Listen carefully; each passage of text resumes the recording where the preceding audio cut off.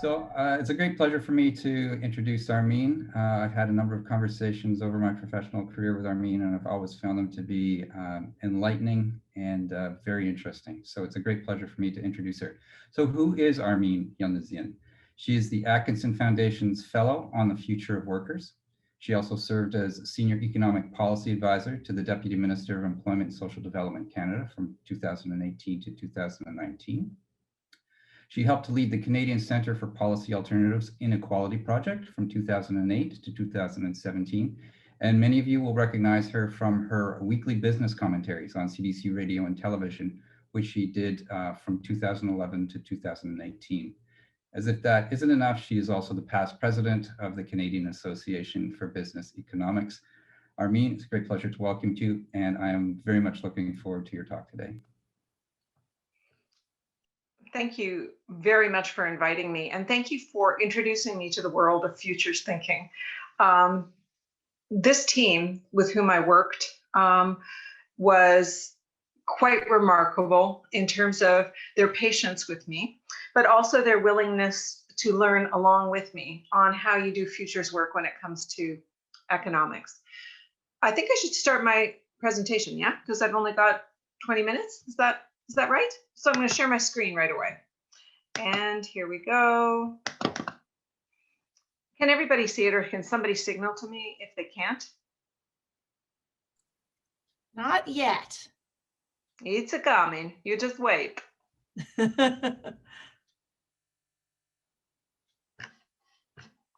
Somebody tell me when they see it, okay? It should be there now. I got it. Super duper. Thank you. So this piece of work was a for sure career ender when I was first asked to do it. I was first asked, let me actually walk you through what I'm going to tell you in a second, which is going to happen by my forwarding to the next slide. And why is that not happening? Sorry, guys. Technology, eh? I don't know why it's not going forward. So I just skipped over the overview. Here it is. This is what I'm going to say to you real quick. The premise of why I was asked to join Policy Horizons and thinking about this, the process I'm going to go through real quick because you should all know about that part of it. And I'm really only going to focus on the first 4 major findings because we will run out of time, but I'm happy to discuss the rest of them. And I've created a PowerPoint where you can have cheat notes for the findings, but also a link to the whole thing. And the premise of this whole piece of work was, could digital technologies destroy demand as measured by GDP? And the answer, because we're not doing a murder mystery here, is possibly. I got to tell you that any economist talking about what could destroy demand is not going to advance in their career in this country or anywhere else. So I was a little bit loath to do this, but I was intrigued by what was presented to me by the people from Policy Horizons, who were basically making the case that any of us looking at digital technologies will observe, which is that digital technologies create abundance. And abundance can create price deflation. So is it possible that whereas technology historically has spurred economic growth as measured by GDP, could it be suddenly spurring deflation? Obviously, the pace and the sectoral breadth of adoption of digital technologies matter. And obviously, we are doing this Economics 101 case study, which is ceteris paribus. If nothing else was changing and we were only adopting digital technologies, could digital technologies destroy demand? So these are the things that you must keep in mind as I talk to you. I am not saying that digital technologies or our future of GDP or future of work will unfold like this, because there's always tons of other stuff that are happening. But just looking at the effect of digital technologies and tracking them through how they might flow through all the different corridors of economic transactions and realities and context, it seems possible that digital technologies could reduce demand as measured by GDP. And it might not happen everywhere, but it could happen some places. And Canada is as likely a place as any for it to happen. And I'll tell you why in a minute. First of all, golly, why is it that my screen is so slow to respond to me? Well, probably by the time it responds to me, we're 3 slides in, but I have moved it forward. Let me tell you about what happens next. In this slide deck is my telling you about the process. So I had been working with Policy Horizons on labor market issues for a number of years. I was one of the people that they had talked to with respect to what could be futures in labor markets. And they came to me saying, we have looked around the corner and here's a thing that we think we're seeing. Can you help us see if that makes any sense from an economist's point of view? This type of work is so important to governments. I'm part of a global network that not all countries in this global network have this capacity or do this kind of work. And they are like wildly envious that Canada's government would have chosen to create this capacity, this policy capacity for governments. Now, the pandemic has poured accelerant on all of the questions that Peter Padbury, Marcus Ballinger, and Steph Christensen asked me in 2016 and 17. We couldn't see any of this coming, but especially the future of work aspects are the aspects that are leading to what we need to talk about first, which is sloth or growth. So I'm going to go through, first of all, every time I introduce a chapter, I'm going to show you what the high points are, and then I'm going to dig into the high points a bit. So I had been talking about sloth for a while already. Sloth is not recession, but it is a slowdown in the rate of growth of GDP that has been on the horizon for decades. It has been coming, it has been playing out. That's why people want to boost productivity and boost innovation, to pep up investment. But no matter what we do, no matter what playbook we put into place, GDP growth has been slowing as a long-term secular trend since the early post-war period.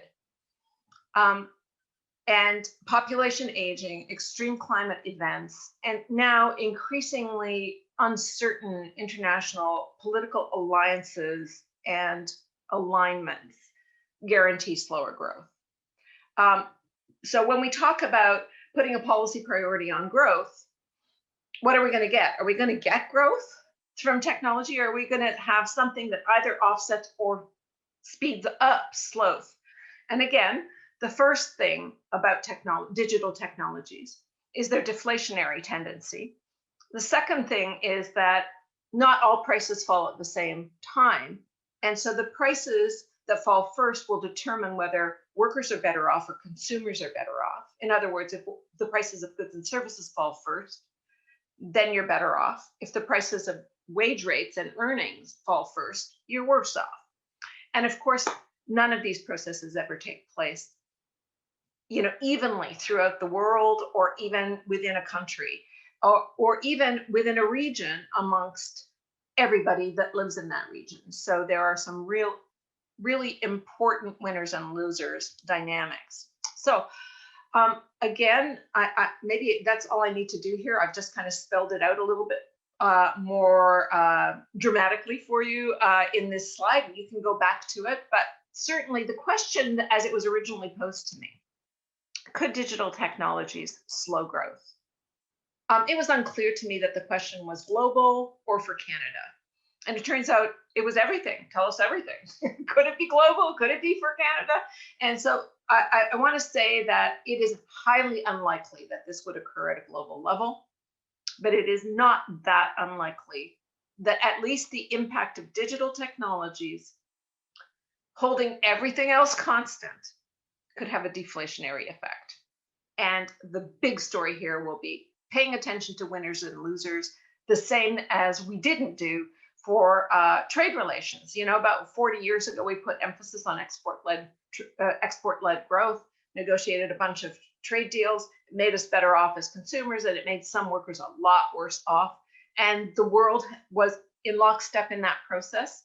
And you could say that the rise in inequality and the backlash to the rise in inequality is a direct result of not paying attention to winners and losers until the last few years. And so this is what we have to watch out for going forward. The next part of this is, how does it do this? How does it become, how does it introduce a deflationary tendency? And we'll start off with production and labor. First of all, digital technologies mean you don't need mass production to have mass consumption. Exhibit A, Netflix. Point number 2, technology always unbundles tasks from jobs. That says for jobs, it should say from jobs. That has been the case for the over 100 years. As we developed assembly lines in industrial manufacture, it's always about taking certain things out of the process, automating them to make them more efficient. Digital technology does exactly the same thing, nothing new. The third point is that platforms now exist, and platforms both broaden markets to be global, but also deepen local markets and bring in people to interact in transactions in a way that they did not do before. And finally, technology, as we know, both replaces and creates jobs. It has done that in wave after wave of technological change. This one's no different. So how does mass consumption happen without mass production? Through this whole cluster of digital technologies: 3D printing, algorithms, platforms, telepresence, blockchain. All of these augment the possibility of and demand for on-demand labor. More jobs can be offshored, more can be onshored, and you get more just-in-time labor by introducing more digital interactions in the process of production. When you kind of break up supply chains that way, make contracts for supply chains shorter, contract for a task rather than a job, you increase more volatility in supply chains. And that is particularly underscored by the fact I mentioned just a minute ago, free trade. 4 decades of working on globalization as a way of improving consumer welfare by reducing prices meant that jobs left rich countries and went to emerging economies. Now we are climbing up the, this round of technology permits us to climb up the skill and pay ladder and hit a group of workers that were insulated from that wave of offshoring and globalization. And the people I'm talking about are accountants and lawyers and engineers and all these white collar, high paid workers, medical diagnosticians. Maybe they're not all professionals, but you're including medical diagnosticians, or you're talking about translators. All of these things are jobs that are now capable of being done by people somewhere else in the world or through an algorithm, some kind of what they call artificial intelligence, basically coding. It also permits us, though, to work for more people to work from home. And that means, as we've seen in the pandemic, because of telepresence and platforms, that if you can work from home, you can work from anywhere in the world. And we're not seeing that yet, but that's a real potential that the pandemic will have accelerated. And when we talk about platforms creating new and deeper and broader markets, we're seeing all sorts of people that do more side hustle because they can. We don't know if that's going to replace better jobs, but it certainly increases the potential for moms working at home, or people working after hours, or retirees deciding to pick up a few shifts in their car. Side hustle is more of a thing, so that deepens local markets, but it also broadens markets, because if somebody speaks the same language as you and puts in a bid to write your code or create your website or correct that piece of work that you edit that piece of work or write a piece of work, any of those type of jobs that you might be putting out there for auction, it can be done from anywhere in the world. So we're suddenly talking about globalized markets as well as deepened markets at home. And technology, as I said, replaces labor, but it also creates more jobs. So we don't know what the net outcome will be, but it could be that it replaces more labor here than it creates. We don't know. Stay tuned. Digital technologies also transform the way we consume things. So we consume things less steadily and more on demand. And when things become more volatile, they tend to shrink over time as an amount. More volatility usually means less of something. So more volatility in consumption could very well mean less GDP. We don't know whether digital will substitute or complement what we've got. Get into that in a minute. We also don't know if digital will replace higher cost with lower cost options. But the last point I'll leave with you on this is that whereas globalization, trade in goods and services lowered, especially in goods, lowered prices and increased volumes.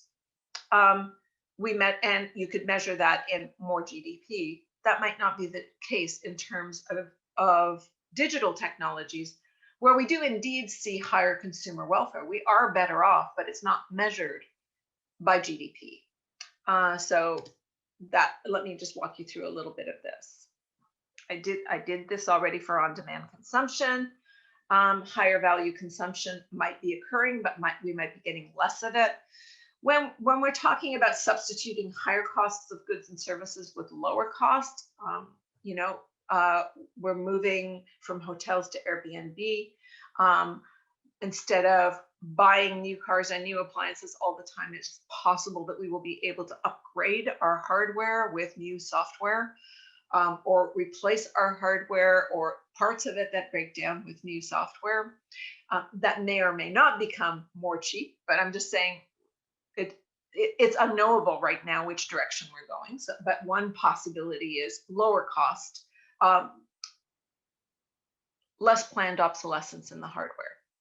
And then we are talking about the shift from physical to digital. That's for journalism and music would be the things that you all probably have done yourself. And that's what I mean by consumer welfare could increase even as GDP falls. We could be getting far greater quality and more variety and bespoke quality, the things that you want that are perfect for you. Your consumer welfare could go up even though the cost of what you're consuming goes down, and that tends to reduce GDP. And so I don't know how much time do I have, Claire? Can you show me with your fingers how many more minutes do I have? 5? Yeah, 5. Okay, so we'll do digital. Technologies impact on trade. Okay, so how does digital impact exports, mass versus bespoke production, competition in global supply chains, services, and data localization? Here we go. Exports are lowered, possibly because it is possible to do more domestic production, to reshore production, to do it at home, do it in your backyard. Who knows where the 3D printer will be? It might be in a library, it might be in a business that has got a monopoly on it in your community. We might find an Uber for 3D printers in a few years, but it is possible that we will be 3D printing a lot more stuff and reshoring how we make things. We know that already we are seeing less mass production. There's a lot of things that are still mass produced, but you can ask for things that are very specific to you now. And that means less inventory, less shipping, and less warehousing. All of that has impacts on how things happen in the economy and how much GDP generation is involved in every step. Global competition will accelerate with more and more use of being able to reveal who else is out there that can design something for you or produce something for you or supply something for you. We are going to discover one another in the world much more easily. But what that will mean is that globalization was based on long-term relationships, really, at the very beginning, with very long-term supply chain contracts. And there's still lots of industries that do that. But the more we increase global competition, the more it will be easier to reveal somebody that offers you something closer to the specific thing you want, and possibly for a shorter price or possibly faster. So we are looking at the potential for the duration of supply chain contracts for most merchandise trade to be shortened. That will make contracts even more fluid, and that might mean that the contract lot sizes can get smaller too. And then we've got all sorts of new global digital services, Netflix being, you know, the one that jumps to mind, but even things like, well, I'll just leave that there because I'm worried I'm going to run out of time. New trade arrangements have to emerge too. In our deals, we think a lot about intellectual property protections, but think about the fact that so much of the data that is being collected by colossal firms is about you, and you don't own it. You know, somebody else owns your data. And then when it gets used, the question is, in what country does your data reside? So data localization and storage is becoming an increasing concern for governments whose responsibility is to provide security and privacy to their citizens. So we've got some new questions that nest inside of historic questions in trade, like intellectual property protections that used to protect businesses. And now we are looking at needing to also protect citizens and consumers. That's kind of new. So I'm just going to scan through the highest level of things. So those 4 channels, production, consumption, and exports. What was my third one? Production, consumption, and exports. And just the whole idea of growth or sloth are, you know, your top of mind considerations when you think about what's the impact of digital on the economically. But I want you to consider that it also can transform ownership. And the transformation of ownership will also transform value generation. And really, that largely depends on whether we're talking about who is it that owns what. If you are talking about something that is very highly competitive globally, one set of things can happen. But if there's a very small number of players that are involved in the delivery of the digital service, something else entirely could happen in terms of our being price takers. That's the way economies work. The other major takeaway for me in doing this work was how much digital technologies work in 2 directions at once. They actually help price discovery occur more quickly, which tends to stabilize prices. But they also facilitate lots of players moving in and out of a market very quickly, and that destabilizes prices. So what happens at any given moment, the net is the net of those 2 things. Also, the growth in things like blockchain and distributed ledgers is really potentially destabilizing for the major trust institutions like banks and the Bank of Canada in particular. Sovereign currency issuers are all looking at these issues. I urge you to take a look at that. I'm going to just say that we do GDP policy, we do growth policy, we do economic policy based on 3 major indicators. There are others, of course, but the 3 ones that monetary policy and fiscal policy look at are these 3. And digital technology blurs the interpretive function of those 3 macroeconomic indicators. Again, I urge you to take a look at that section. All of these are like 2-pagers. And finally, if you don't have reliable macroeconomic indicators, if you're missing a lot of information of what's going on in real time, unclear if it's more or less true to reality than it was in the past, but certainly more questions are being raised about how much do these indicators reflect what is actually going on in time. Then it becomes harder to introduce trusted public policies. And the last point I will say is we're swimming in a sea of data, but there's less public utility of that. The people that are owning the data are private. The people that are using the data are private sector more so than public sector. And that raises a huge challenge to all of us to actually make use of the revolution that is underway. So just to summarize, demand destruction is possible, but that doesn't mean we will be worse off.